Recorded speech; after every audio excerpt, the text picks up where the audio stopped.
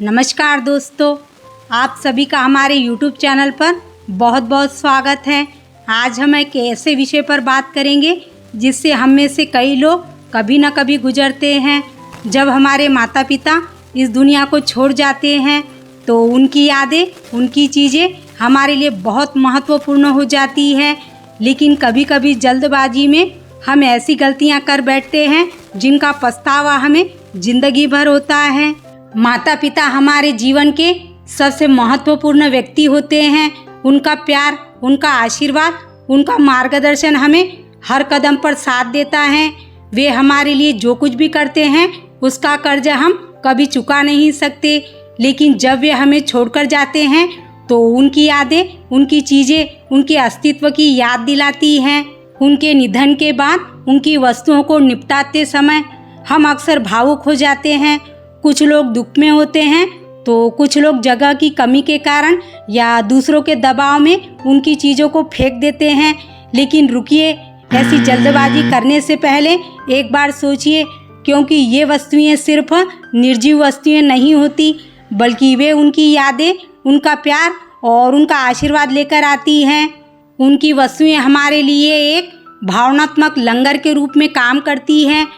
जब हमें उनकी याद आती है तो उनकी वस्तुओं को देखकर, उन्हें छूकर हमें एक अलग ही दिलासा मिलता है। उनकी वस्तुएं हमें याद दिलाती हैं कि वे हमारे साथ नहीं हैं, लेकिन उनका प्यार हमारे साथ हमेशा है। अक्सर उनकी वस्तुओं के साथ ही कुछ महत्वपूर्ण कागजात, जैसे कि बीमा पॉलिसी, बैंक पासबुक, प्रॉपर्टी के कागजात या कुछ महत्वपूर्ण दस्तावेज होते हैं। जल्दबाजी में इन वस्तुओं को फेंकने से भविष्य में आपको कई परेशानियों का सामना करना पड़ सकता है। इसलिए कोई भी वस्तु फेंकने से पहले उसे अच्छी तरह से जांच ले। उनकी वस्तुएं हमारे लिए एक टाइम कैप्सूल होती हैं।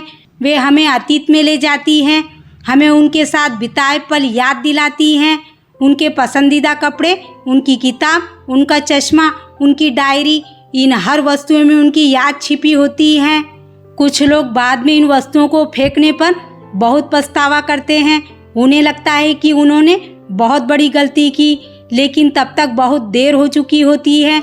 इसलिए ऐसा पछतावा करने के बजाय शुरुआत में ही सोच समझकर निर्णय लेना बहुत महत्वपूर्ण होता है। तो करना क्या है, उनकी वस्तुओं को कैसे निपटाना है। जल्दबाजी ना करें, उन्हें जाकर कुछ समय बीतने दें। आपका मन थोड़ा शांत होने पर निर्णय ले।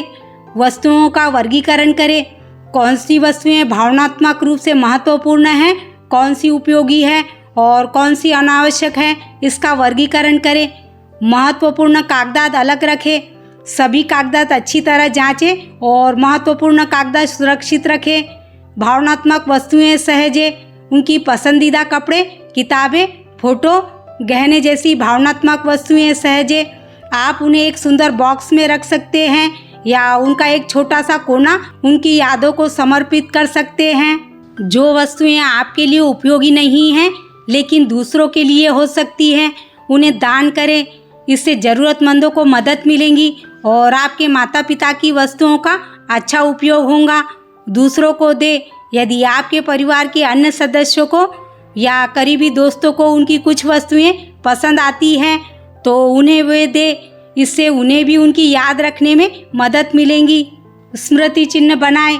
उनकी कुछ वस्तुओं का उपयोग करके आप स्मृति चिन्ह बना सकते हैं, जैसे उनके पुराने शर्ट से तकिए का कवर बनाना या उनकी पुरानी साड़ी से एक सुंदर चित्र बनाना। उनकी वस्तुएं सिर्फ वस्तुएं नहीं होती, बल्कि वे उनके प्यार की, उनके अस्तित्व की गवाह होती हैं। उन्हें सहेजने का मतलब उनकी यादों को जीवित रखना। इसलिए उनकी मृत्यु के बाद उनकी प्रिय वस्तुओं को गलती से भी फेंकने की जल्दबाजी ना करें, नहीं तो आपको ज़िंदगी भर पछतावा होगा। उनकी यादों को जीवित रखें, उन्हें अपने दिल में हमेशा जगह दे।